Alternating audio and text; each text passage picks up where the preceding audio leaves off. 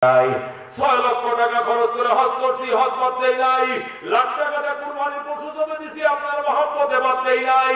বেঈমানরা আমাদেরকে বুলেট দিয়ে মেরেছে, পুলিশের টিয়ার শেলের সামনে মিছিল করেছি, গুলিকে উপেক্ষা করেছি, তারপরে অন্যায় প্রতিবাদ করেছি, কাউকে ডরাই নাই। আপনার মহব্বতে কতই না কিছু করছে দুনিয়াতে। আপনি ছিলেন আমাদের মাসুক, আমরা আপনার আশেক। আপনি বলেন আশেক মাসুককে না দেখে কত সহ্য করতে পারে। দুনিয়ার জীবনে 70 বছর সহ্য করেছি, আসরের ময়দানে 50,000 বছর সহ্য করেছি। আজকে জান্নাতে ঢোকার পরে এখন কেন আপনার শরীরের উপরে নূরের পর্দা? আমাদের একদম এক দাবি, নূরের পর্দা সরান, একবার দেখতে দেন। আল্লাহু আকবার। আল্লাহ বলেন ওরে জান্নাত বলছি, এতক্ষণ তোমাদের চাওয়া ঠিক আছে। আল্লাহ রাব্বুল আলামিন পর্দাকে বলবেন কোন কোন মানে পর্দা সরে যা। যেই মাত্র বলবে কোন কাজ করে পর্দা খুলে যাবে। এরকম আল্লাহু আকবার। ফ্যাট ফ্যাট করে পর্দার কাপড়গুলো, নূরের পর্দাগুলো সরে যাবে। জান্নাতীদের সামনে জান্নাত আল্লাহ রাব্বুল আলামিনের কুদরতে যারা ফোকাস, নূরের ফোকাস মারতে থাকবে। জান্নাতের এমন একটা চাউনি দিবে, এক চাউনিতে 70,000 বছর পার হয়ে যাবে। 70,000 বছর একই নজরে চাইবে, চোখের পুতলিও নড়বে না। এরপরে তারা সিজদা করে যাবে, সিজদার মধ্যে আরো 70,000 কাটাবে। আল্লাহু আকবার।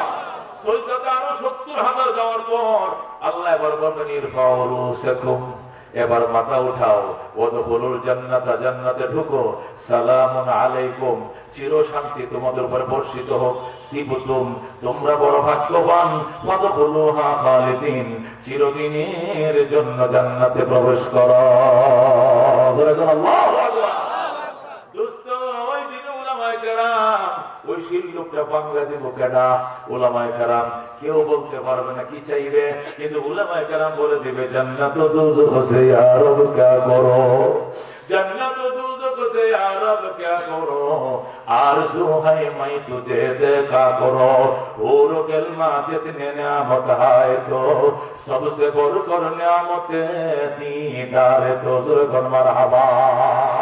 এই জন্য দোস্ত বলতেছিলাম উলামায়ে কেরাম এত বড় নিয়ামতের কল্পনা করতে পারত না। 10টা হাফেজ, একটা সে হাফেজ ছেলে 10টা নিব জান্নাতে, জাহান্নাম থেকে জান্নাতে। আর এক একটা আলেম হাজার হাজার পাবলিক নিয়ে ঢুকবে জান্নাতে। জোরে বলেন আল্লাহু আকবার। এমন একটা মার্কাজ এখানে হইছে এই মাদ্রাসার সাথে। এই মার্কাজে আপনাদের ছেলেদেরকে দিবেন কারা কারা? হাত বাড়ান লিল্লাহ তাকবীর। নিজের সন্তান যারা ফ্যাক্টরিতে চাকরি করে, বাজার নিজেও ফ্যাক্টরিতে চাকরি করবা, তোমার বাপে করতো, তোমার সন্তান মানে গার্মেন্টসে যদি খাওয়াইবা। আল্লাহ তোমাদেরকে কালে গার্মেন্টসের জন্য বানাইছে, আলেম বানাইতে না, ইমাম বানাইতে না। ইমামের চেয়ে সম্মানে কোন পোস্ট এটা প্রেসিডেন্টেরও না। এই কথা ঠিক? ইমামতি কয়, ইমামতি ছাড়া তো আর কোনো পাওয়া নাই। বড় হলে লাভটা কি? ইমামতির মতো দামি একটা পোস্ট এই দুনিয়াতেও নাই, এই দুনিয়াতেও নাই। যেরকম আল্লাহু আকবার। ইমামতি যদি সর্বোচ্চ পোস্ট না হইতো তাহলে আল্লাহ নবীকে মেরাজে নিয়ে বাইতুল মুকাদ্দাসের সমস্ত নবীদের ইমামতি আল্লাহ করাইতো না। যেরকম সুবহানাল্লাহ। সমস্ত নবীদের ইমাম বানাইছে, আমাদের নবীকে মেরাজের রাতে কেন?